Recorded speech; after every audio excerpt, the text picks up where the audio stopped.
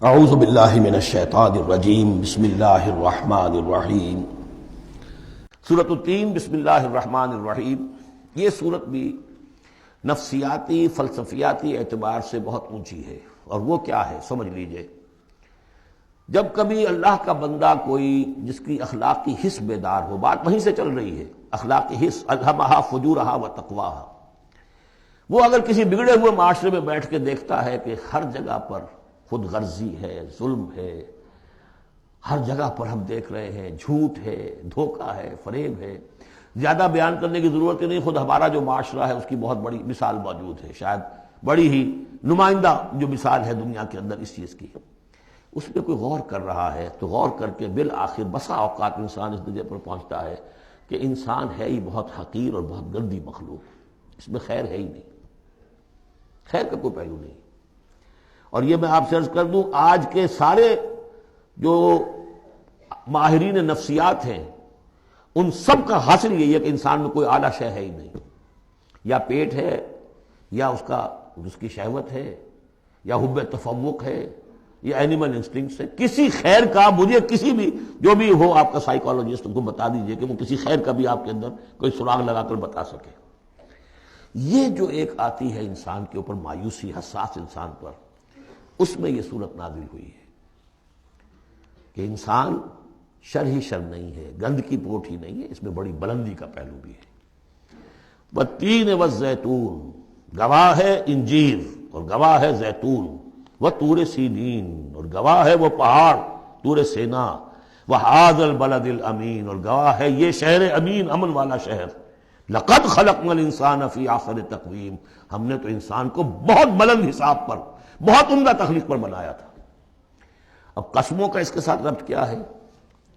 تین، انجیر، یہ اس علاقے میں کثرت سے ہوتی تھی، اور کہتے ہیں کہ اس پہاڑ کا نام بھی جبل تین تھا، جہاں حضرت نوح علیہ السلام نے دعوت و تبلیغ کی 9.5 برس تک، 950 برس تک۔ زیتون اس پہاڑی کا نام ہے، اور وہاں زیتون کے درخت تھے جہاں حضرت مسیح علیہ السلام نے سرمن آف دا ماؤنٹ، مشہور پہاڑی کا آواز، اسی پر آپ کے آزاد تبلیغی مباحث ہوئے ہیں۔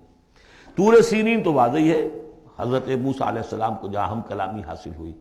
ھذا البلد الامین، اور یہ امن والا شہر جس میں محمد الرسول اللہ دعوت و تبلیغ کے فریضہ سر انجام دے رہے ہیں۔ ان شخصیتوں کو، اصل میں ان مقامات سے مراد یہ شخصیتیں ہیں۔ اگر کسی کا خیال یہ کہ انسان میں کوئی خیر ہے نہیں تو دیکھے ہمارے بندے نوح کو، یاد کرے ہمارے بندے عیسیٰ کو، یاد کرے وہ بھی تو انسان تھا، موسیٰ جو رب سے ہم کلام ہوا تھا، اور دیکھ لے اس بندے محمد کو صلی اللہ علیہ وسلم جو اس بلد امین میں نظر آ رہا ہے۔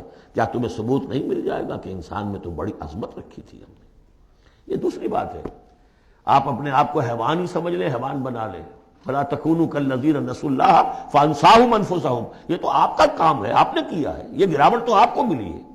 حقیقت میں اللہ تعالیٰ نے بنایا تھا، وہ تو بہت اونچے مقام پر بنایا تھا۔ آدم مسجود ملائک، آدم خلقتہ بیدی، اپنے دونوں ہاتھوں سے بنایا ہے۔ تو انسان سرشت کے اعتبار سے کچھ کمزور ہے، فطرت کے اعتبار سے بہت بلند ہے۔ یہ میں دونوں الفاظ بار بار استعمال کرتا رہا ہوں، اب ان تمام چیزوں کی وضاحت ممکن نہیں ہے۔ اس کا روحانی وجود سب سے اونچا ہے، اس کا حیوانی وجود بہت نیچے ہے۔ اصل میں اس حیوانی وجود میں آ کر یہ نیچے چلا گیا ہے۔ والتین والزیتون وطور سینین وھذا البلد الامین لقد خلقنا الانسان فی احسن تقویم، ہم نے انسان کو بنایا تھا بہترین حساب سے۔ ثم رددناہ اسفل سافلین، اب اسے اس جسد حیوانی میں ڈال کر در حقیقت نیچے پہنچا دیا گیا ہے۔ تو اب کیا کرنا ہوگا؟ اب اوپر اٹھنا ہوگا۔ اوپر اٹھنے کے لیے محنت کرنی پڑتی ہے۔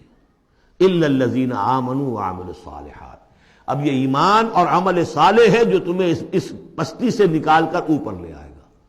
جس مقام پر تم پیدا کیے گئے ہو اس مقام تک پہنچنے کے لیے پہلی محنت کیا ہے؟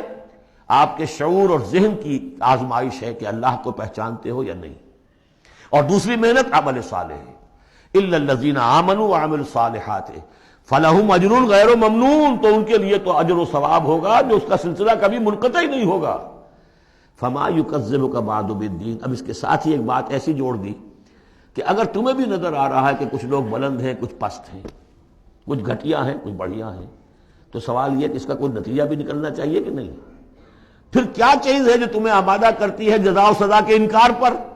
الیس اللہ باحکم الحاکمین، کیا اللہ تعالیٰ تمام حاکموں سے بڑا حاکم نہیں ہے؟ تو کیا کوئی حاکم ایسا بھی تم نے دیکھا کہ جو اپنے نیکوکار بندوں کو اور اپنے غداروں کو اور اپنے باغیوں کو ایک جیسا کر دے؟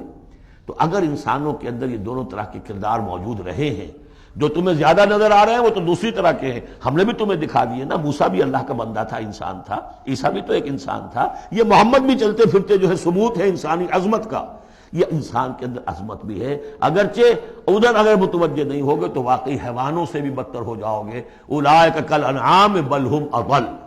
صدق اللہ العظیم۔